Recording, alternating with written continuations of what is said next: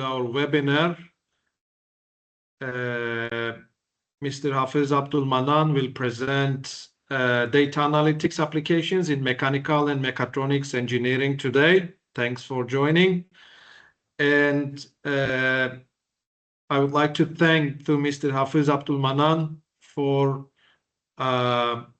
his willingness to join and give this presentation. It is my pleasure to introduce him today, and I will give brief info about his CV. Mr. Hafiz is a certified data management professional who brings over 2 decades of international experience helping organizations to solve complex challenges through data analytics, cloud technologies, and large-scale enterprise systems.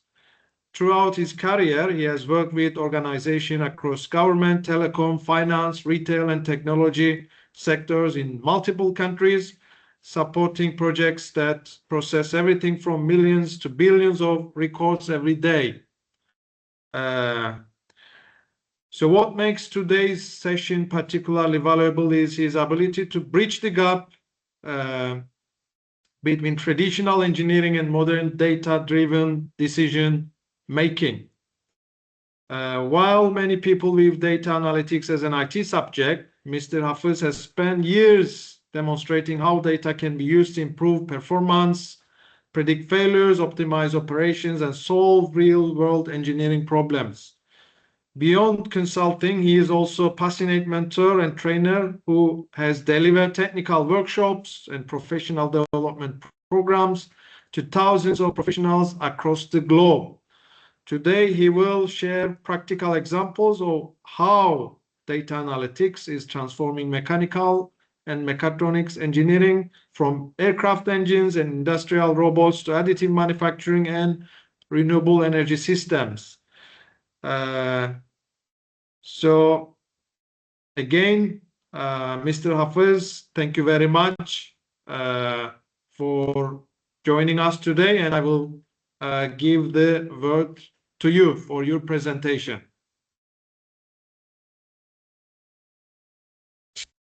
We don't hear you, Mr. Hafiz, please. Thank you. Thank you very much. I hope I'm audible now. Yes, you are. Okay, thank you very much. And it's a pleasure to be here to present this webinar on the topic of data analytics applications and mechanical and mechatronics engineering. We will go through in a simplified way to see how engineers convert machine data to make smart decisions in the modern days of engineering, and how practically this can help them to go through their day-to-day operations. And I will go to the next slide. And just a brief introduction about myself. I'm Hafiz Abdul Manan, like our leader said, I'm lead consultant in cloud and data ecosystems. And I'm a data architect and certified data management professional, leading technology leader, and also corporate trainer. I have more than 20 years of global experience in data analytics, cloud, and enterprise data systems, and I'm CDMPE. And I also have 3 certifications in AWS as solution architect and certified professional. I'm also certified in Oracle and enterprise DBA and Oracle high availability specialist. And I have delivered data and analytics solutions for the government, for the telecom sector, for the finance, retail sector, and enterprise clients across the world. I have been fortunate enough to architect the data platforms which handle petabytes of data and billions of transactions on a daily basis. Across through my experience, I have led more than 900 databases upgradations and the migration, and implemented more than 100 high availability and disaster recovery solutions for the enterprises. And also I have delivered corporate coaching for more than 2,000 professionals across the Middle East, Europe, Africa, and Asia. And particular expertise that I bring along the table are in the area of data analytics and business intelligence, multiple cloud technology data platforms, artificial intelligence and machine learning foundations, particularly in the area of data analysis, data engineering, and big data ecosystems, data governance, and the digital transformation. That's a brief introduction about me. And now we will move on our agenda of today's presentation. Basically, we have to see how the engineering and data correlate. Engineering decisions become more powerful when they are combined with the data. And in today's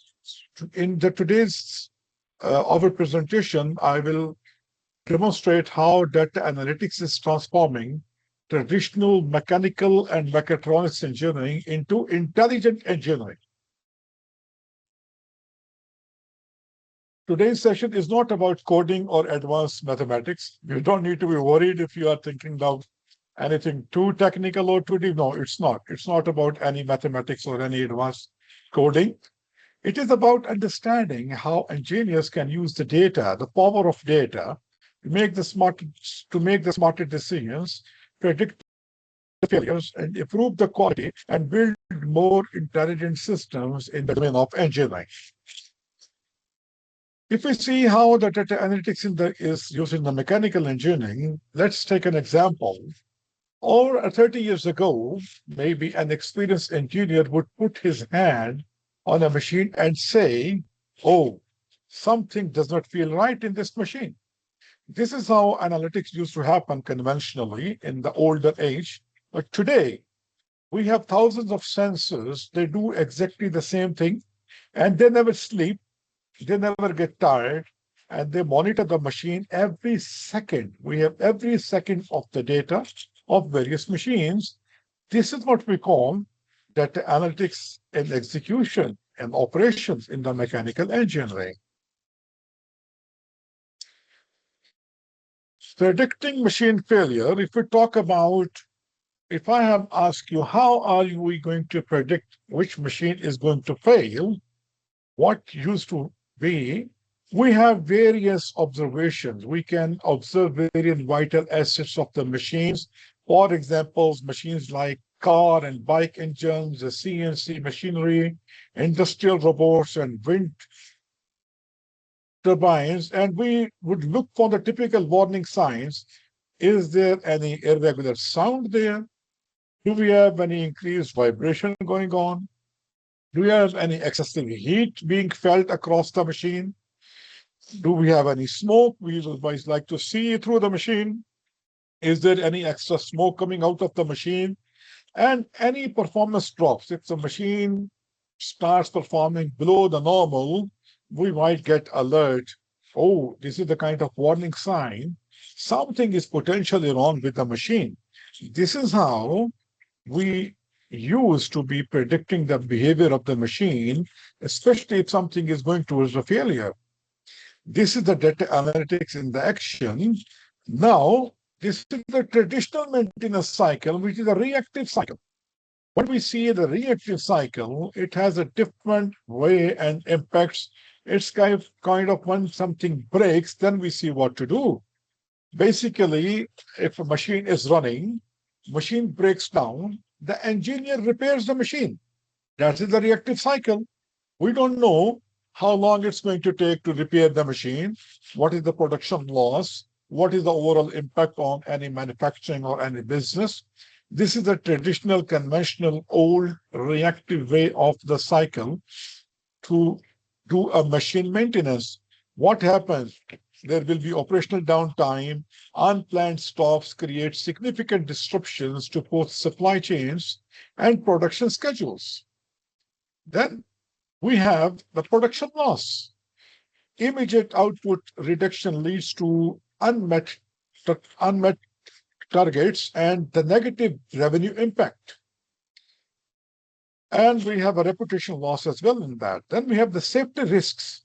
Sudden equipment failure significantly increases the likelihood of workplace accidents. There might be some accident because of a sudden loss of the machine's operations. And then we have high cost, financial strain caused by emergent repair fees, rush of the shipping, and inefficient labor allocation. All this used to be a conventional reactive cycle of any traditional maintenance of a machine. The reactive cycle follows a machine running, machine breaks down, and engineer repairs workflow, which proves costly, inefficient, and hazardous.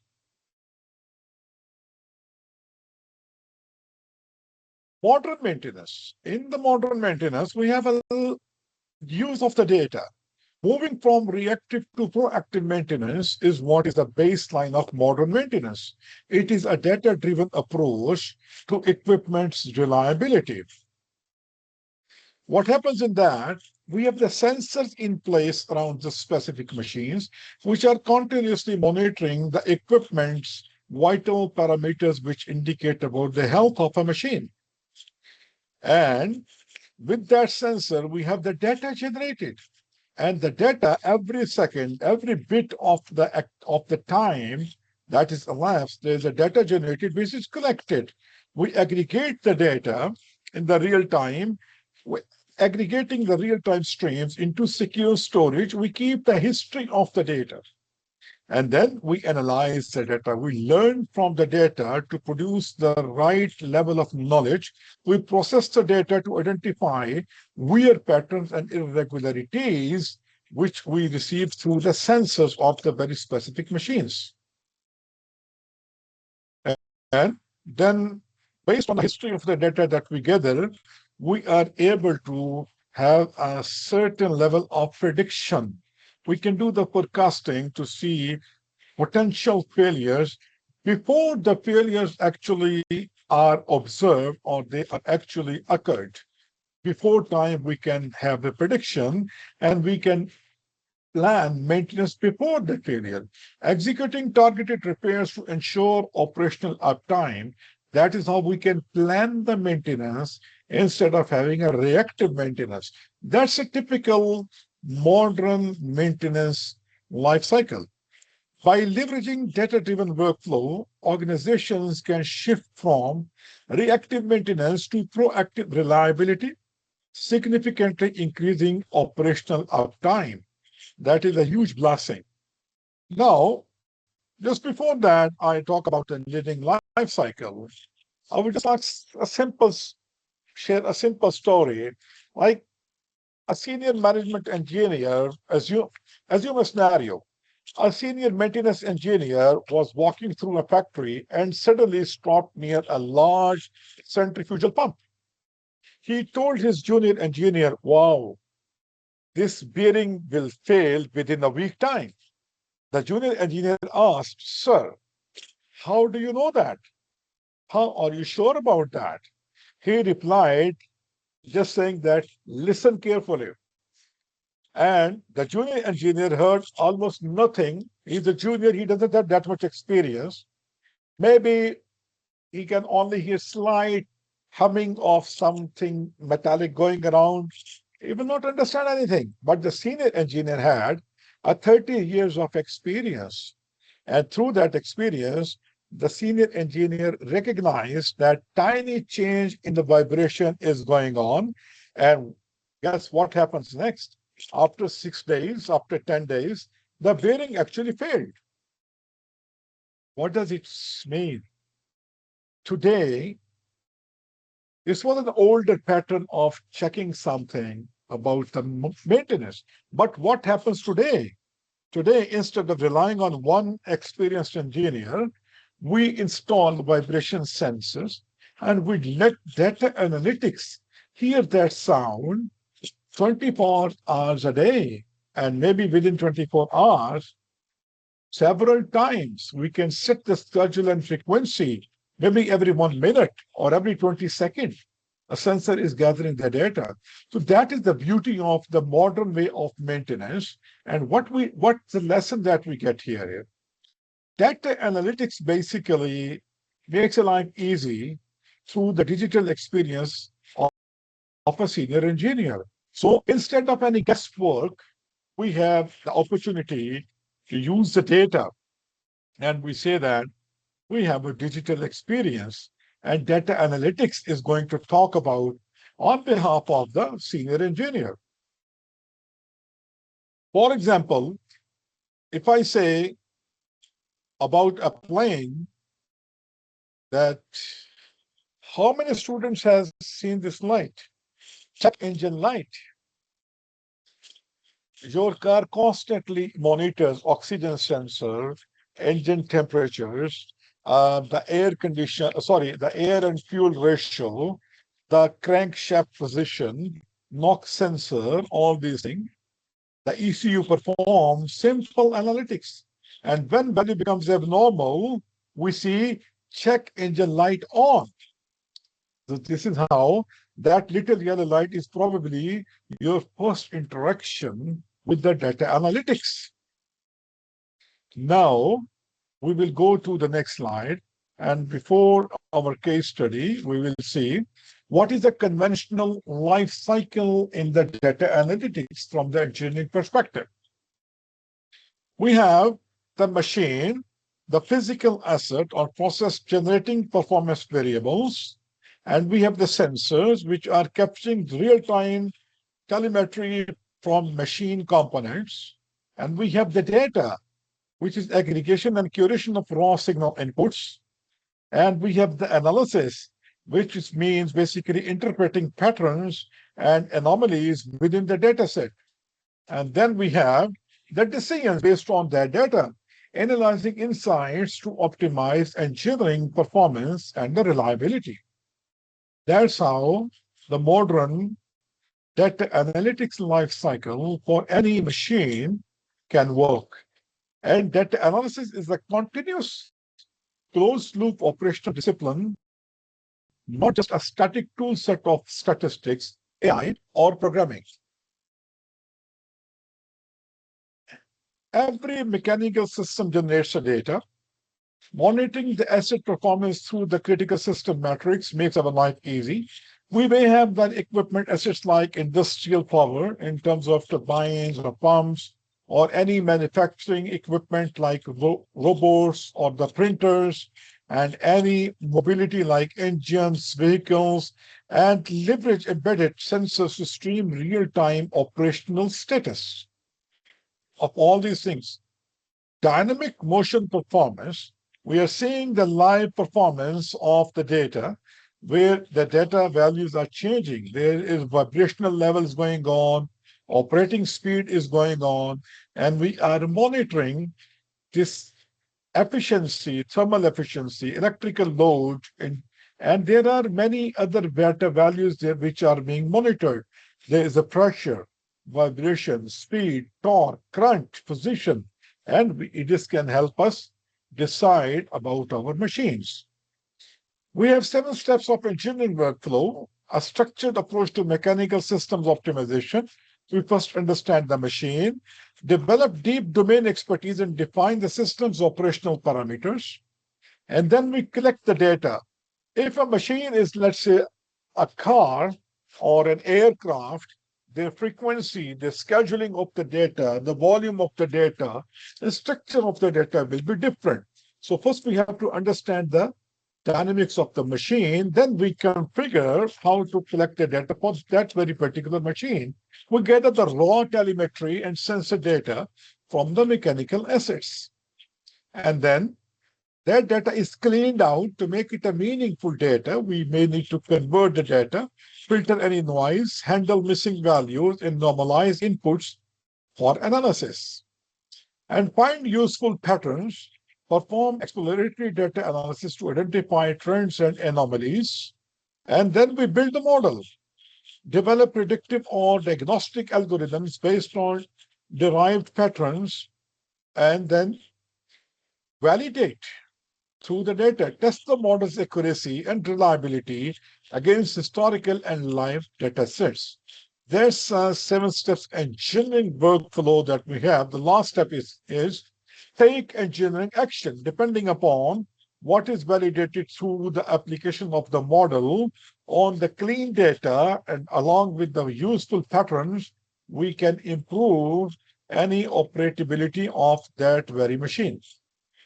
So we implement the findings to optimize performance, prevent failures, or improve design of the machine of the specific domain. Now, we have to have a case study. For example, if you pay attention to this very slide, have you ever wondered why a commercial aircraft engine almost never suddenly fail? And would you like to travel on a plane where you hear that, oh, you know what, this particular aircraft is having one engine fail? Would you like to fly on that airplane? I am sure no. Modern jet engines have hundreds of sensors which are measuring various vital sensors data, including the temperature, the pressure, the fan speed, fuel flow, vibration, and every flight sends gigabytes of the data in terms of those observations. And the companies like Rolls-Royce or GE don't simply sell engine anymore. They often sell power by the hour. Airlines pay for engine availability. So manufacturers constantly monitor engine health remotely. And instead of saying that the engine failed, they say engine number 2045 should be inspected after another 120 flight cycles. Then point to that is how the modern mechanics are run in terms of when they have to use the predictability about maintenance of aircraft turbofan, for example. And if we pay attention to our key engineering challenge here, the challenge is that engines operate under extreme pressure, extreme temperature, vibration, and wear and tear. And the challenge is real. With the traditional maintenance approach, are we waiting for a failure? Can we really afford to wait for the failure? No, because waiting for the failure is very risky. And on the other hand, replacement of the part too early is very expensive. So what do? We have to find a middle ground. We have to find a comfortable place. So instead of asking, has it failed? It's better to know how long is it going to last? Or maybe asking, when will it fail and when shall we replace? And how that is achieved. If we pay attention to box number 2, data collection, we have the machine sensors linked with various subcomponents that are collecting temperature, pressure, speed, fuel flow, and operating cycle, and all along with the timestamp.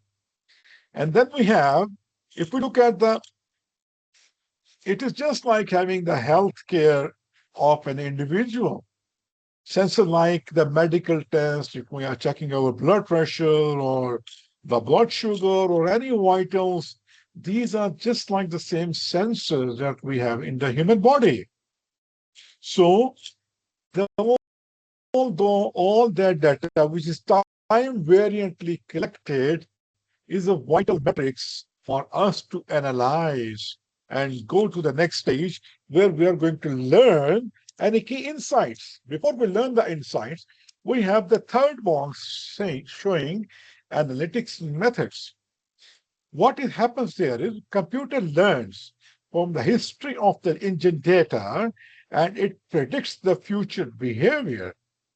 That question now that either we buy a part earlier or we let something fail. No. Remaining useful life can be predicted based on the data that is collected in the stage 2 of this diagram. So we can actually learn from the history of the engine data, and this can predict the future behavior. Now, how do we utilize the data? By having different graphs like we are seeing here. Engine health indexes there. Sensor trends are showing something. RUL prediction is getting down from 150 to near to zero. So all these are vital graphs for us. We have to see engine health index, which is on the top right graph here. If we see health of the engine, it looks to be health score indicates overall engine condition. 100% in the new and 20% is like critical. Similarly, if we have the sensor trends, look at the sensor trend, it's a multi-line graph that shows any abnormal sensor behavior that can indicate any early damage. These yellow line, blue line, green line, purple lines, all these lines might be indicating various values. Then we have the remaining useful life graph, the third on the right top, which says RUL prediction. This predicts how many cycles remain before maintenance is needed. And now, learning from this computer analytics, we go on what we find in the key insights. Is there any small change in the vibration? Any temperature and fuel usage indicate future failure. So future failure can almost be predicted, and we can be ready how to deal with that well in advance. And what's the benefit for the business? What's the benefit for the companies uh, who are responsible for carrying the flight operation in this case? They can have improved safety. They can have a reduced downtime for any maintenance. And also, by having a proactive maintenance plan, the maintenance cost can be lower. So this is how the companies like the Royal Rice and GE, they are really observing engines' performance through the data. So basically, what we learn here, sensors data plus analytics plus applying the sense of compute in terms of machine learning, this gives us the predictive maintenance. And predictive maintenance means we have a safety, we have improved business value, we have reduced downtime and lower maintenance cost. So basically, what we learn here, machine don't fail suddenly. They leave the clues before failing. And sensors are the eyes and ears of modern engineering. And data is that value, more important than oil, which is very valuable only when it helps make a decision. This is what we take away from this case study as a knowledge learned in terms of applying the data for the engineering purposes. Okay, now we move to case study 2. That is about defect detection in metal additive manufacturing. What we have in this case here, we have a typical engineering challenge. For example, the key question here is, when would you like to discover a crack in a $20,000 aerospace part? The central figure is showing that some manufacturing is going on which uses various parts, various metal parts combined together. So the question is, if something goes wrong, the manufacturing can be affected. The center image is a metal 3D printing where parts are built layer by layer using the lasers. So that is all like an additive manufacturing. We keep adding various parts and the manufacturing process continues. The engineering challenge we have here is tiny variations can create expensive defects. Metal additive manufacturing is sensitive to process instability.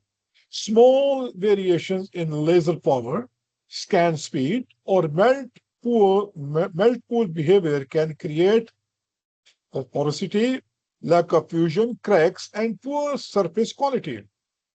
Now, what can we do to have a better expectation to avoid such kind of failures? That is the engineering challenge. What used to happen before, the manufacturing defects would be, they used to be discovered only during the time of manufacturing. But now we can detect them well in advance. That will be successful if we can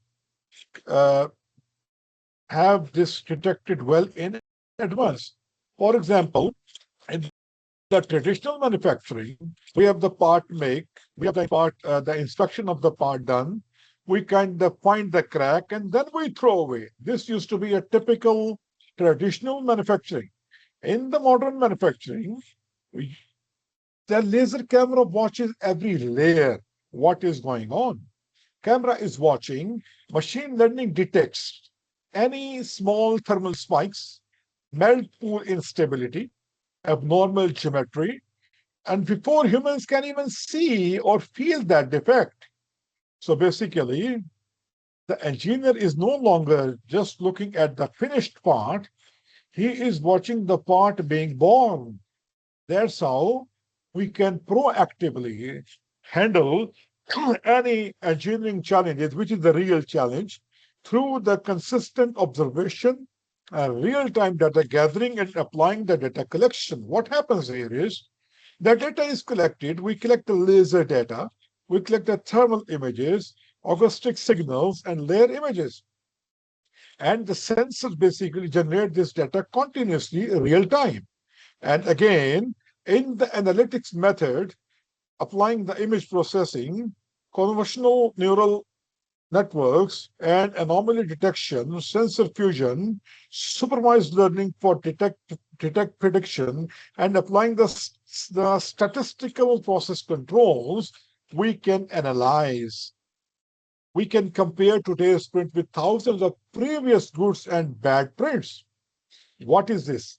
Learning from the historical data. Again, in the stage three, we are learning from the history of the data that has been already produced within this domain. So we then that data, through that data, we can analyze, we can see the predictability or the behavior of the actual census data through melt pooling monitoring. We can see the thermal map, how things are going low, how they were low or stable, and how they are getting higher. If you see the second image on the right-hand side and from the top side, the thermal map is exactly showing from left to right. On the right side, you will see the temperature is getting higher. We can see defect prediction, 92% good build probability. So similarly, we can see good porosity, lack of fusion, any crack, or any other things. They are automatically predicted through the data. And the thermal map is showing any uneven temperature that creates stress in the cracks. So basically, this graph is showing 92% is the good build probability. It looks like we are running through a nice manufacturing process. So everybody can rely on this data and be comfortable. Then we look at the process trends graph, which is also generated through the data, which is captured in number 2 stage and taken through stage number 3, which is analyzing the data and finding the key insights. This will show us monitor laser power, temperature, scan speed, and layer time all together. We are seeing all these graphs together to do what? We can have the predictability of any issues going wrong, and key insight can show us data showing warning signs before the defect becomes visible. So we don't need to really wait for any threat or any dangerous situation. Key insights should be well in place using the data that will show us well in time if anything is going to be requiring attention proactively. So we can have a prevention over inspection. What is the business benefit of that? What is how the real things work? The business gains the value out of using this data in terms of having a better quality, less scrap, lower cost, and higher availability. And for example, a $15,000 aerospace part saved because analytics detected abnormal heat early. That is the real world impact on that kind of machine scenarios. So basically, again, the message is sensor data plus adding the analytics and prediction enabled us to take the immediate correction. So engineering experiences plus data analytics basically ensures smart engineering. And the future engineer will not replace mechanics with AI. They will combine both of them together. And for every sensor, every vibration, every graph, every number, that tells a story. So that is how the data analytics is going to be very important and useful for the modernized engineering when we talk about metal additive manufacturing. Now I will go to the next one. Let's shift to the next story and we'll learn more how data improves manufacturing quality. In the next slide, we will see that. The next one talks about fault detection in robotic and mechatronic actuator systems. What happens in this case, in this story, not story, I mean case study, we have like, let's consider a scenario. Suppose a robotic arm normally uses 10 amps and one day it uses 10.3 amps, then nobody notices that, and then after a couple of days it uses 10.5 amps, and after a month it reaches 11.2 amps, and then after 2 months it crosses 12.5 amps. Eventually the gearbox fails. Data analytics notices that small increase on day one. If we have a data analytics in place for this kind of manufacturing and engineering, so right on the day one, the slight deviation from 10 to 10.3 will be alerted. It will be notified to the responsible people. So what will happen? We can say that machines will not fail overnight. Machines rarely fails overnight. These are the whispers from the data. Through these signals and change values, we are seeing the whispers from the data. Data is trying to whisper through, hey, something is wrong. Take a look at that. What you are going to fix, how you are going to fix, and all these things. So that is how the data can be very useful. It whispers before something goes wrong. Now, imagine a robotic arm assembling cars in a factory. What happens if it suddenly moves just 2 millimeters out of the positions? What will happen? Simply, it will do a wrong assembly, and not as per the design principles. It will produce a damaged product, which may not be quality fit. It may cause the stoppage of the whole production line. And eventually, it may have a safety risk. This is the impact if something just get out of a line in the world of robotic arms. So basically, modern robots, they don't fail suddenly. And just like humans, they show symptoms before they become sick. That is what we have in terms of real utility if we are capturing their data. We have a serious engineering challenge here that robot, robots contain the motors, bearing, gearboxes, encoders, and actuators that wear over the time. Traditional maintenance is different and smart maintenance is different. Earlier, we used to wait for robots to fail. Now, we monitor the robots through the sensors, through the applied data, and we can continuously watch to achieve what? To predict the failure before it actually happens. Again, to handle this engineering challenge, we need to have the data collected, motor current and voltage, encoder position, joint velocity, torque estimates, vibration signals, temperature data, controller error signals, and effector position error. And all this data is gathered. A history of data is produced to the next layer of this life cycle of modernized monitoring. We analyze. We have the analytics stage in box number 3, where we see the signal processing in time and frequency domains, FFT and wavelet analysis, anomaly detection, fault classification using SVM, random forest, or neural network digital twin comparison. And what happens for us? We monitor, we see the current indicator, we see the vibration indicator, and you could see on the right hand side there's a graph. We could see the temperature indicator, we could see the position indicators, and based on all that, we can have a health index. We have health index showing 87%. This report has 87% health, similar to less like a medical health care. If we can say in terms of medical, people say, okay, how much your heart is working? There's an EFR in the test ejection fraction ratio.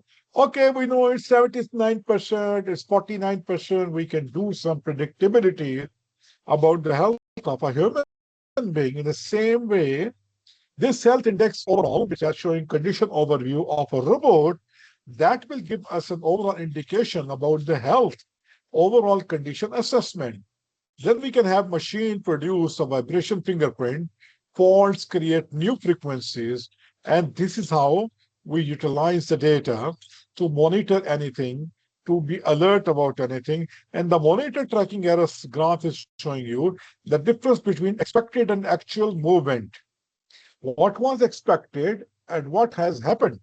What is the actual? The difference between the two indicates the gravity of a problem or any growing problem. So having a consistent look at its inside, any small little tiny change that cannot go unnoticed. So tiny changes, they can predict the major failures which are expected linking with that in future. So now if we have this kind of data driven observation in place in terms of this mechatronic engineering system, how will the business use it? How will the business benefit from that? Number one, better reliability, less downtime. Number three, safer operations. Number four, better product quality. This is the business value of using the modernized approach of combining engineering with the data, census data. And for example, in the real world story, if I say replacing a $100 bearing prevented an entire production line shutdown, how beneficial is that? Small data insight has prevented us from a major loss in terms of business. The whole production line shut down for 1 hour or 1 day or 6 hours could be definitely more in terms of loss, value of loss, as compared to replacing a part that costed only $100 just on time. This is how we get the value. Again, the takeaway for us here in this case is we combine the sensor, we combine the data, study the data, analyze the data, find the key insight to achieve what? Prevent any failure, which means consistent business value, continuous trust of the stakeholders in the business processes. This is how modern maintenance philosophy can be integrated and bring the value to this complex engineering scenario. Excuse me.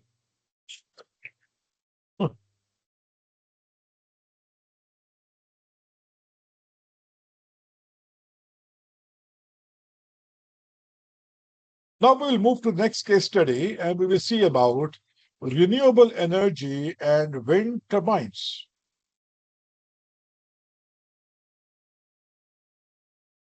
Imagine an offshore wind turbine gearbox fails, and repair cost is that you have to ship it on the crane. Technician team is going to be involved, and worst part of that, lost electricity generation. How many people and families will be affected because of that? Can we quantify the total loss maybe for an hour, for 24 hour or week time?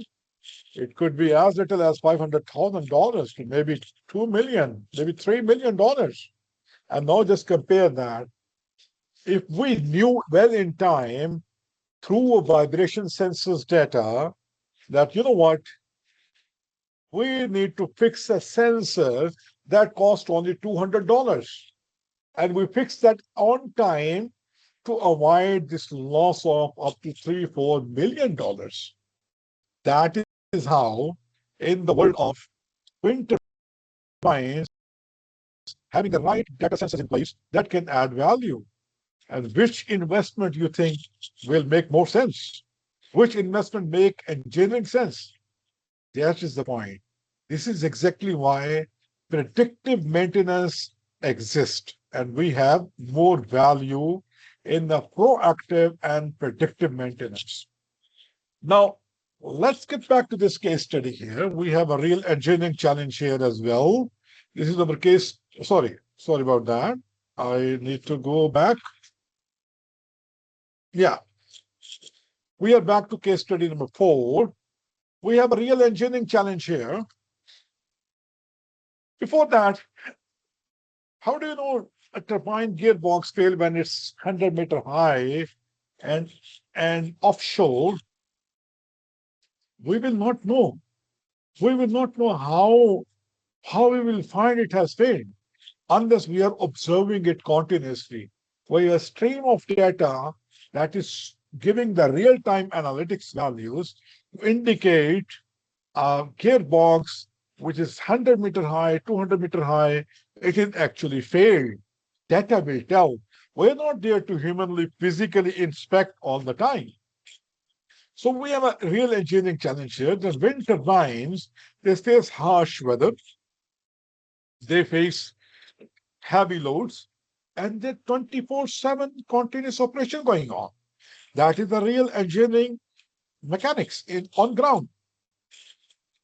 And the possibility is gearbox, bearing, blade, and generator faults are costly, especially in the remote or offshore locations.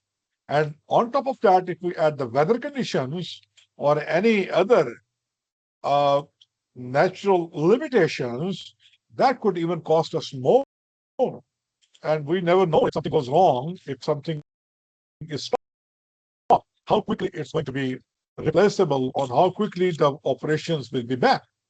So earlier, such kind of scenarios, we repaired after the failure. Something will fail, people will receive, oh, something is wrong, we don't have the functionality going on. So what we do? As reactive maintenance. But now, the need of the hour is the predictive maintenance. So we have a SCADA, which is continuously monitoring the turbine health. There is a SCADA system such as it is gathering the data, wind speed and direction, rotor speed, power output, gearbox and bearing temperature, pitch angle, yaw position, vibration signals, alarms, and maintenance records. All this historical data is being continuously captured and stored. Somewhere, the turbine control room has all this data. And so continuous sensor data is being generated. Then we have the baseline data comparison in the box, which is indicated here as analytics method.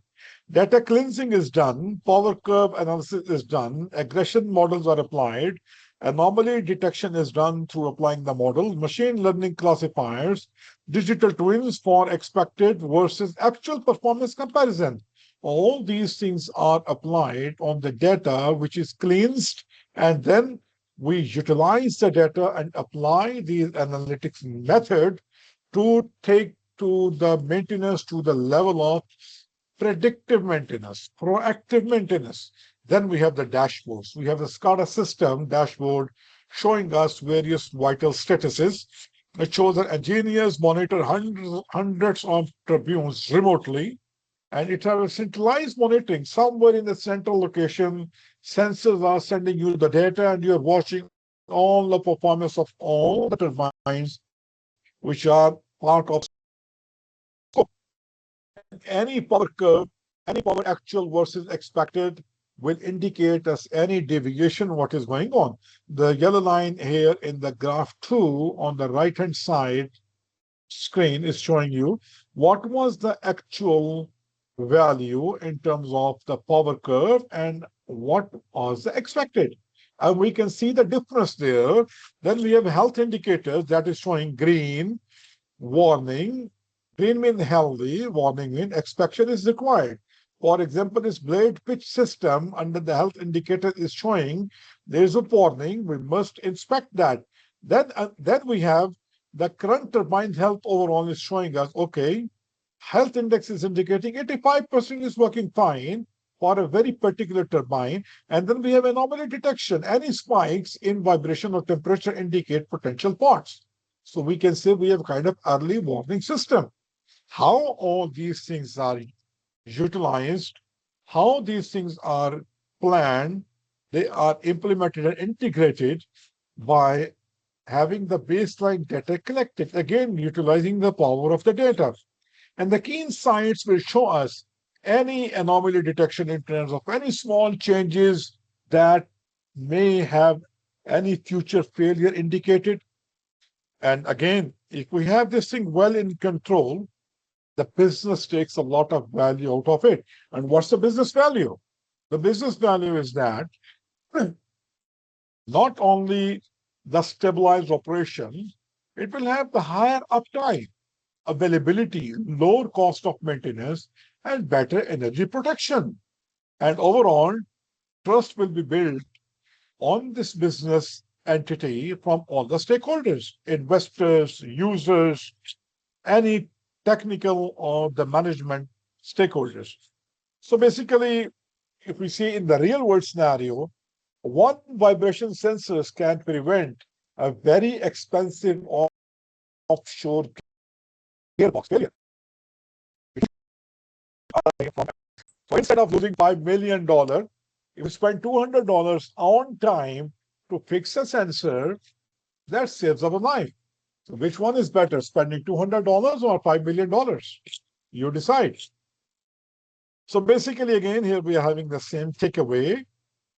If we combine any machinery with the respective sensors, and we combine and link it through integrated procedure and mechanics to take its data collected from the machine, send it across the system in the real time, analyze the data, and watch the insights generated, we can avoid any potential problems well before time, and we can fix any anomalies. So this is the power of the data again. Machines basically generate the data, and engineers are making a smarter decision when they make use of the data. Again, the future engineers will not replace mechanics with AI. They will combine the both. And every vibration for engineers tell a story. A good engineer fixes machines, and a great engineer prevents the failure well in time, well in advance. A proactive maintenance approach. Modern factories, if we talk about modern factories, the modern factories do not just manufacture products, they manufacture the data. You cannot improve, it's in simple word, you cannot improve what you cannot measure. And machines whisper before they scream, before they die. That's what we see in four case studies combined here. That in the first study, we saw aircraft engine, data is collected of the temperature, pressure, vibration. And what is the engineering goal that we achieve proactively? We can predict a failure well in time. And in the case of 3D printing, we saw the images data is collected, the thermal data is collected. It improves the overall quality of the manufacturing. In terms of robotics, we capture the data of current position vibration, and it can well in advance detect any faults in automated robotic manufacturing or generation of the products. And in case of wind turbines, we observe that having the SCADA power and temperature data, it increases the reliability, and spending much little money on replacement of the parts can save us from having to suffer heavy losses in case of reactive maintenance if we choose. And now, if we consider if I say life in engineering without data is actually nothing. Let me give you another example. If you people are students, you are in the university, and you suddenly see that one of your best friends, let's say you guys are connected on the WhatsApp. WhatsApp is a very common communication application these days used on mobiles. So, and students, they usually communicate over the WhatsApp. So what happens if your best friend suddenly stops coming to university? And your best friend stops, he's not replying or replying very late. Your friend looks very tired whenever you see him occasionally, and she suddenly stops smiling. What if you observe all these signals, one and an individual, you may say it's okay, you can ignore it. But when you combine all these signals together, you will certainly realize something is definitely wrong. This is exactly how it happens in terms of machines. Machines behave exactly the same. The temperature goes up, vibration increases, current increases, the efficiency decreases. Temperature goes up, vibration goes up, current goes up, efficiency decreases down. And combining together, they will tell us a story. You know what?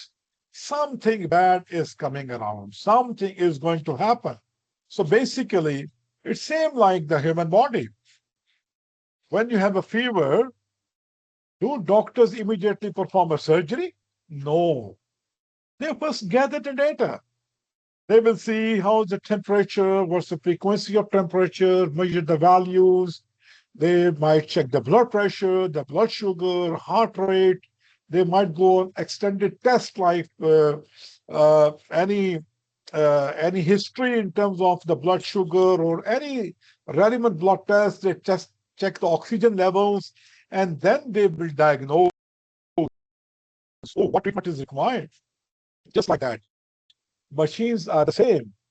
Sensors are the medical tests, that analytics is the diagnostic of machines, and maintenance is the treatment of those machines. So basically, that's what we saw in today's session.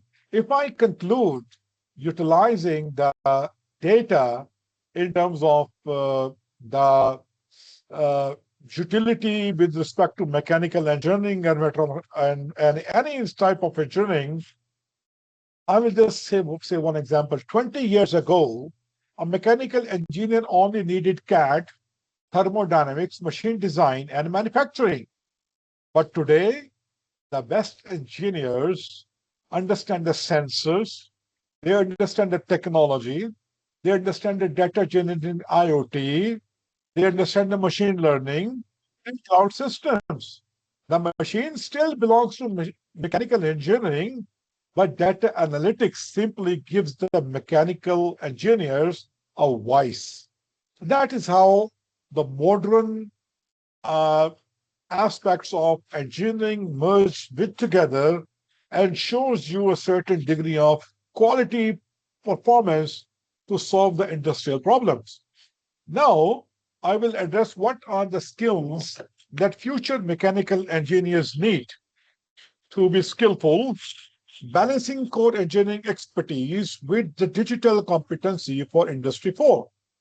Mechanical fundamentals, of course, that is the core subject matter expertise that is required in all the cases, be the mastery of core principles, including thermodynamics, material science, and kinematics, computational modeling, having the proficiency in Python and MATLAB for simulation, analysis, and automation. Data analytics and visualization, that's where the data is coming into play. Using the tools like Power BI and Tableau to interpret complex data sets and reporting the KPIs. Advanced technical literacy, experience with IoT architecture, sensor deployment, and cloud infrastructures. Statistical analysis, applying statistical methods to quality control and predictive maintenance. Machine learning, foundational knowledge of algorithm to optimize patterns and predictive diagnostics. And if I talk about just in terms of toolkit integration at the very high level, broader level, merging traditional engineering tools with modern analytics platform is the requirement of modern engineers. Engineering stack means knowing MATLAB for algorithm, ANSYS for simulation, SolidWorks for 3D modeling, PLC SCADA for automation, and LabVIEW for instrument control. And analytics stack means Python for data manipulation, Pandas and NumPy for processing, SQL for database management, and Power BI Tableau for data visualization. These are the vital success kits for the modern engineering in today's world. And the major industry is applying the data-driven mechanical engineering, which is revolutionizing various sectors. Some of the core sectors that I mentioned here are aerospace. Enhanced structural monitoring and predictive maintenance is a dire need of aerospace engineering.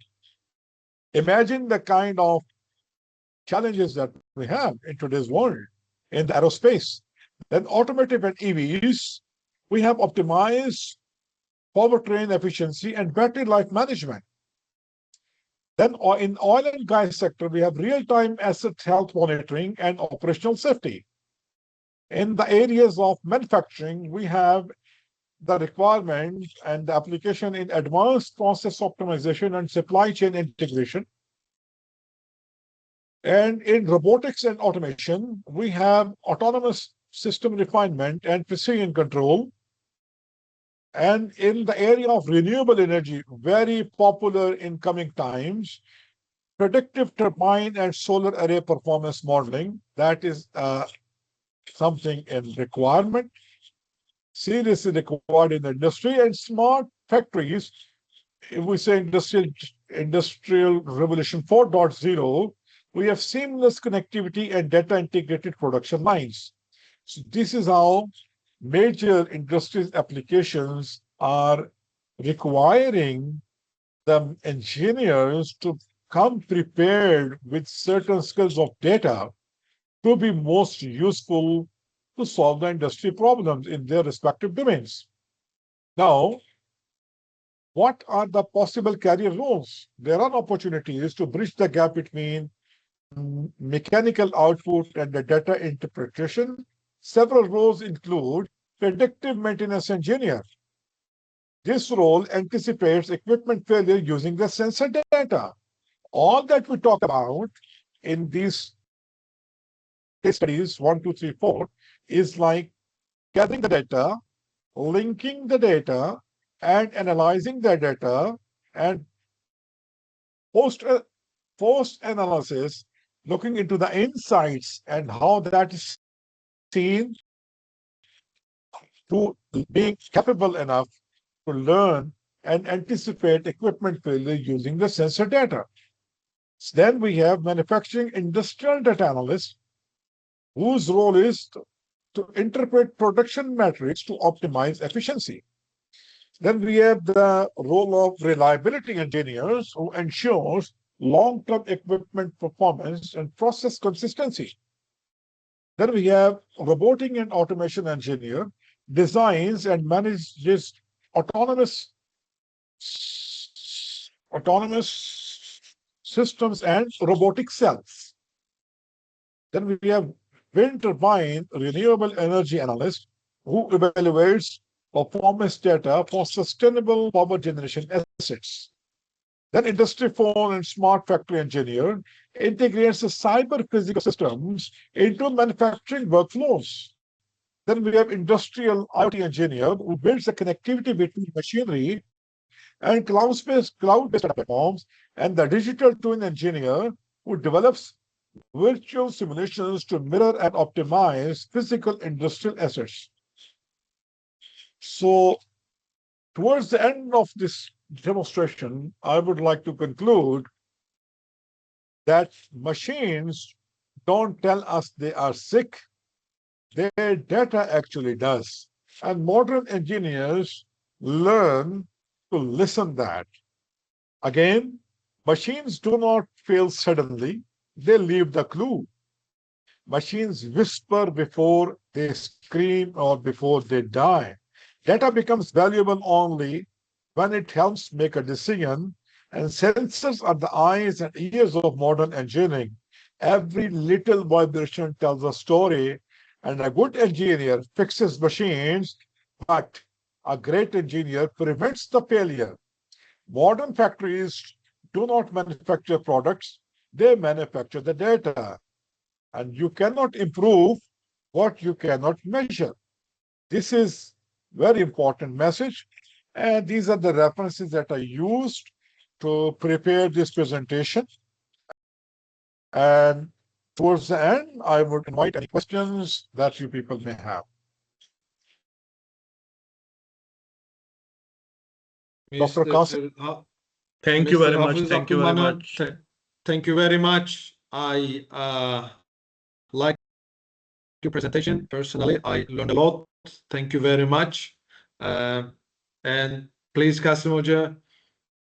Yes, we are very grateful for your time and for your patience. You did a lot. And Yeah. although we understand that you are not an engineer, but it felt like you are an Yes, engineer. I yes. don't know why. No, You it have, felt like, yeah. yeah, you have a very good insight into engineering. Of course, like you have been working in industry, so you might have, but it was very, I would say, it was very surprising to me as well that you have a very good insight into engineering design problems, although your specialization is data analytics. But this actually shows that being a data analyst, you have so much deep insight into engineering. So as an engineer, we need to have a deep insight into data analytics. So we have to bridge this Absolutely, gap. absolutely. This is very You know, important for Dr. us. Dr. Yeah. Qasim, we have this real challenge in the world today. There's trillions amount of the data is getting generated everywhere, not only in the manufacturing. Look at the aviation industry. Look at the engine statistics. If any engine is going to fail, how many flights are there every day? How many planes fly? The aviation data is a real challenge itself. Look at the social media data, and look at the data of the turbines, data of the all these manufacturing robots. The AI is getting in place. AI itself will generate a hell of data. So avoiding the data means you don't want to trust on the real measurable, quantifiable parameters to scale your business, to improve your business, to improve the quality in this challenging time where we have so much competition going around. So, yeah, that was the angle. We had a discussion to bring it from the engineering perspective, how these both can merge together and have a happy marriage. So that's how things are going to work in the industry as well. I'm glad that you people had some good. Uh, you people like to have resonated maybe with the things that I showed. I Yeah, appreciate that. indeed, Thank you. indeed. Yeah, it was very useful. Roger, I would request if any of you have any questions. We actually don't have very high attendance today, but we will we have already recorded this, so we will put up on our social media. Meanwhile, those who are attending, if you have any questions, please, you are most welcome. Yeah, I'm happy to take any questions.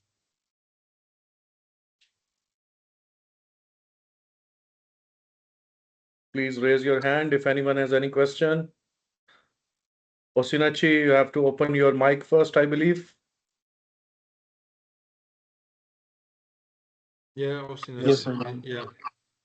Oh, You can Sunachi turn has a also on your question. camera, Osinachi. Okay. Thank you.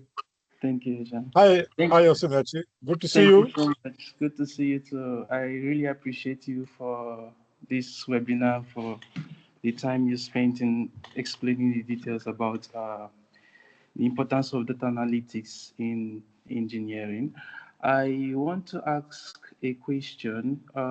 You have various case studies where you use sensors to be able to obtain various types of data, speed, temperature, pressure, and the rest.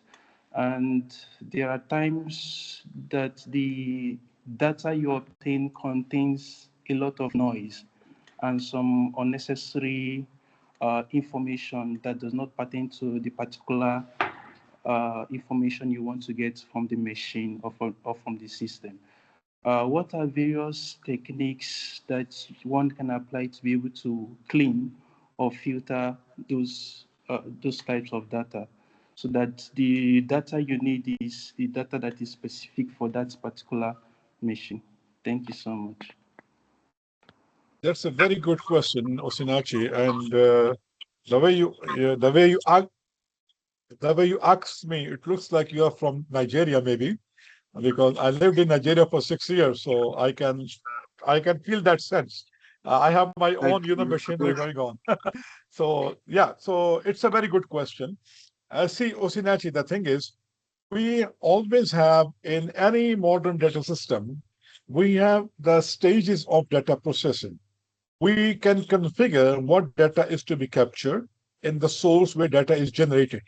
So like I mentioned in a few places, we have to see what machine we are dealing with, and that machine comes along with the product catalog, and that has its own load level machine systems which can interact with that machine, and we can configure what data we want to capture.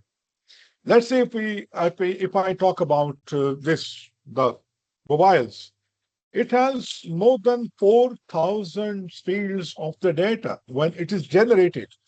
But we don't capture all that for, let's say, for the telecom fraud analytics or the revenue leakage predictions. We only capture the relevant fields that we want to capture. So out of the jungle of the data, we go to the product manuals who has their machines and the switches installed.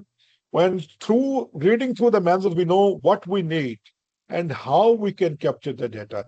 That is the first point of configuring the right thing only, to be able to pull the data from the generation system to the analytics system. We take only required data. That is number one. The second thing is we convert the data through standardized techniques. The data formats may be different. The data may come in the JSON format. It may come in the binary format. It may come in the textual format. It may come in the array format. We have to make it meaningful and convert it into the structured format. So then we apply certain data conversion techniques. We transform the data. We don't just copy the data. We integrate the data.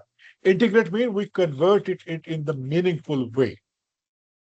There, in that stage, the modeling and the design of the data analytics area is actually done by the data professionals.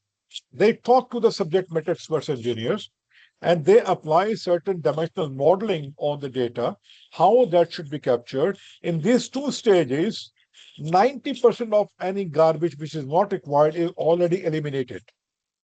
It is generated in the machine, but if we don't need it for analysis, then we don't capture it. If we capture it, we make sure it is as per the standard format. For example, if I just say 711, or I say 117, or I say 07 and ELEVEN 11, all these three formats of the data are different for me. They are not the same format.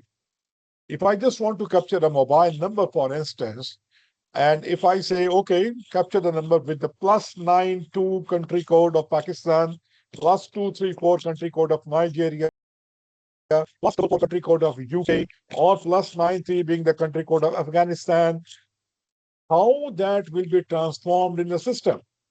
It depends on how we need to use the data. We might store it into 4 different fields, keeping country code separate, keeping the middle character separate, last character separate. So we transform the data to ensure the standardization.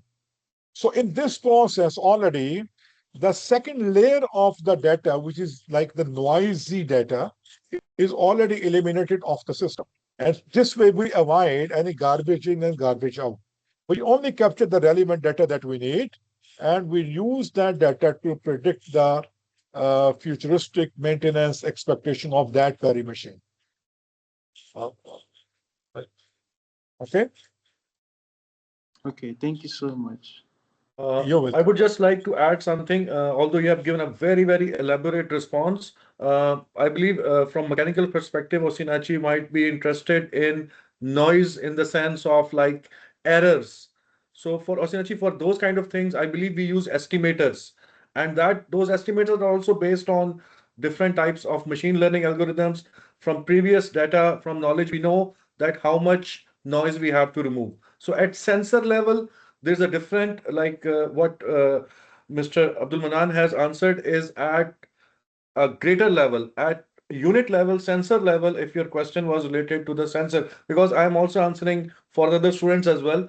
So at sensor level, we use filtering as well, noise filtering, we use Kalman filter, other types of these filters, estimators, which are actually to eliminate unnecessary noise from sensor. What Mr. Manan has answered is on a bigger scale that we have a huge data set and how you deal with that. So All right, Teja. I'm just answering the subsection. Thank you. Thank you, Osinachi. Thank you. Thank you so much. Thank you, Dr. Kasim. That was great.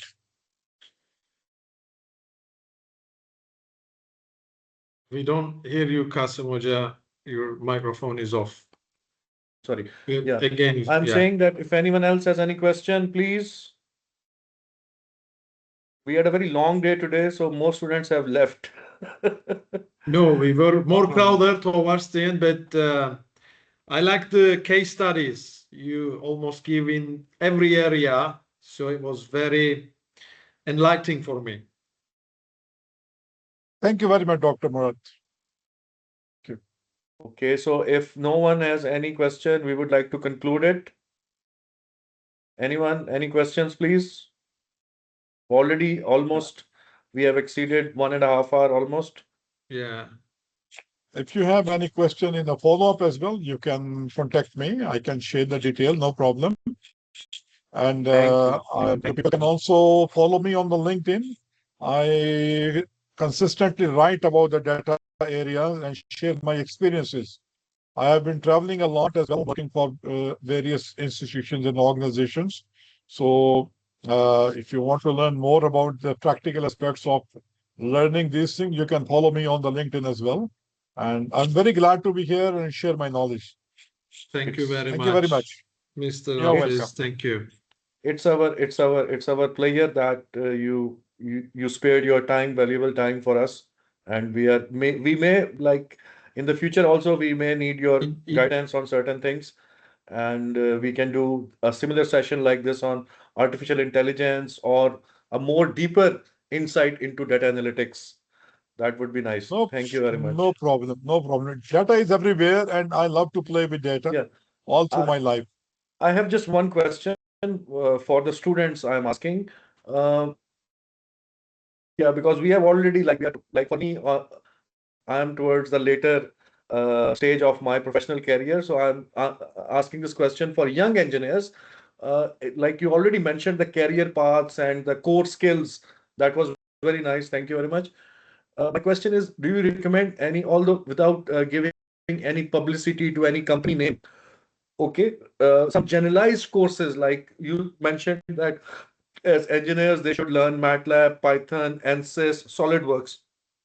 We already have these in our curriculum and through various courses and projects. We engage students into these kind of like MATLAB, Python, SolidWorks, even SCADA. We introduce them to SCADA and automation as well. Uh, do you suggest any professional courses without giving a company name, just like, okay, like do a course in this, like do a certification in this, just a couple of, if you have any recommendations? If I talk about the technical things, I will mention at least 3, 4 things which are kind of benchmark compulsory. And I still use these things even having a 22 years of career, and I still love to use them. Not only love to use them, I'm supposed to use them. There is a need all the time. And number one is the SQL, structured query language, to interact with the data or any database system. Number two is the modern way of converting data into the meaningful sense. That is done through using Python. And then the third thing is learning any data visualization tool. We also call them BI tools. There are many BI tools available in the market, and not only on-prem systems by the respective vendors. They almost all the cloud service providers, they also provide the data visualization services, tool as a service.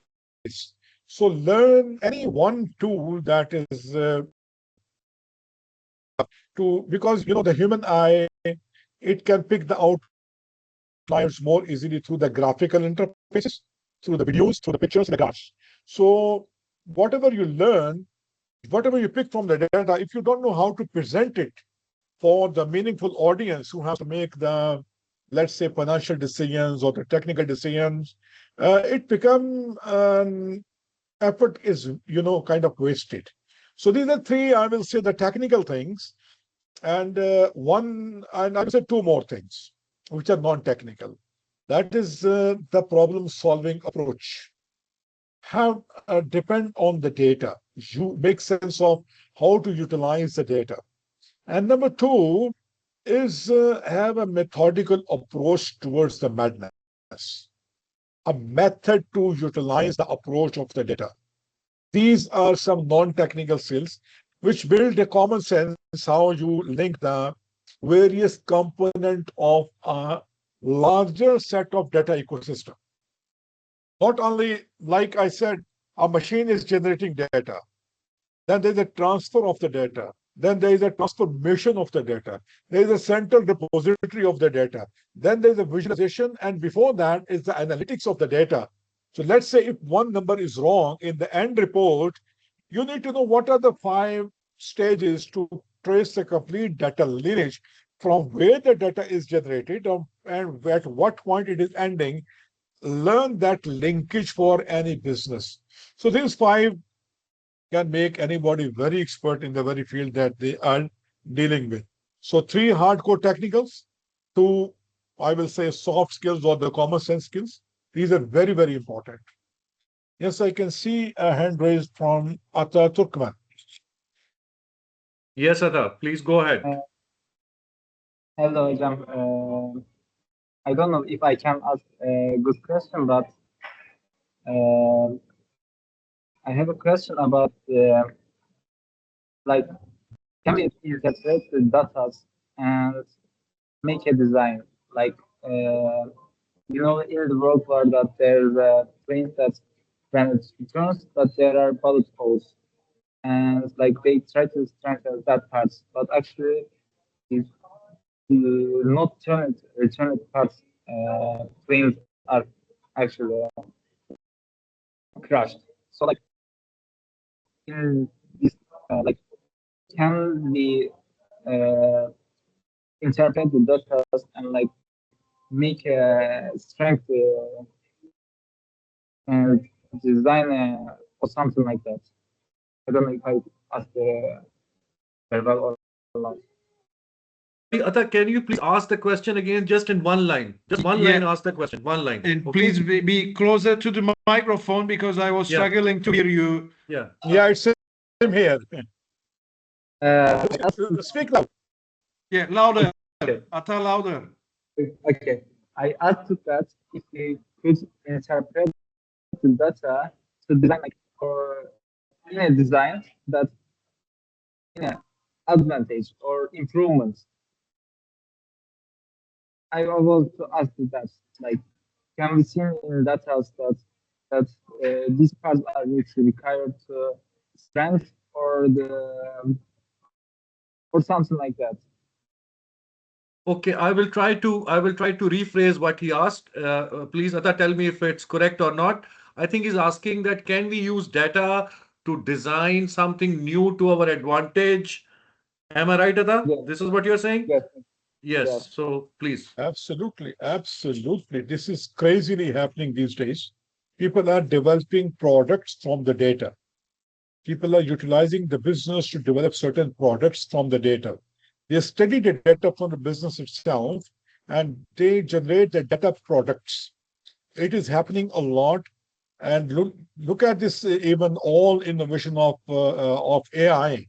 If you look at any of the AI system, the Google Google Gemini, you use the Chat GPT. If you take the example of any kind of Copilot or any open code, any kind of AI system, what is it doing?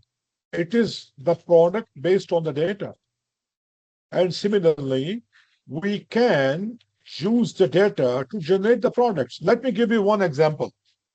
If let's say I'm living in Cyprus, and I go out of Cyprus for 2 months and I come back, and if the shopping malls where I go to shopping, they know that this guy was missing for last 2 months, there was no transaction.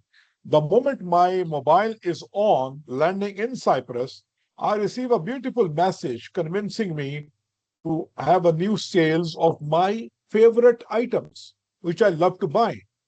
So they learn it intelligently from my history of the sales and shopping, and they throw me the new attractive messages, offers, bundles. This is kind of utilizing the data. And already it is happening. If you go on YouTube, you search on a topic. Let's say you are searching on how to fly from let's say Cyprus to Greek, and how to travel. The next time you launch a YouTube, you will see 10 videos of the same topic. So they are utilizing your own data and giving you an engagement called as product, giving you what you want to see. That is already like utilizing the data. And this is happening a lot. I cannot even say how much, in millions and billions. Everybody is doing this thing to utilize data to make the data products from the data. Thank you. You're welcome.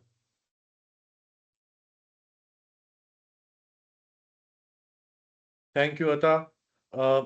Anyone else? Ahmad, anyone? Muhammad, Tariq? Anyone has any questions? Hussein, Emmanuel, those who are around? I think we should call it a day. It's been a long day. Radoja, Yeah. please conclude, I believe. Okay. Again, Mr. Hafiz, thank you very much for your nice presentation and your answers to the questions of our students. That was very enlightening for me, at least, and for our students too. And again, hopefully we cooperate in the future. Maybe we invite you to give us again a webinar, or maybe invite you here to give us a physical seminar here. That would be brilliant if we can. Thank you very much. No problem. I have already been to your country, and I can come anytime. Not an issue. Thank you very much. It was pleasure talking to you and giving this enablement and the bridging talk. I hope it will help. It will help everyone. Thank you very much, guys. Thank you. Have a nice day. Thank you. Bye bye. Thank you. Thank See you. you. Thank you. Bye bye. Thank Bye. you.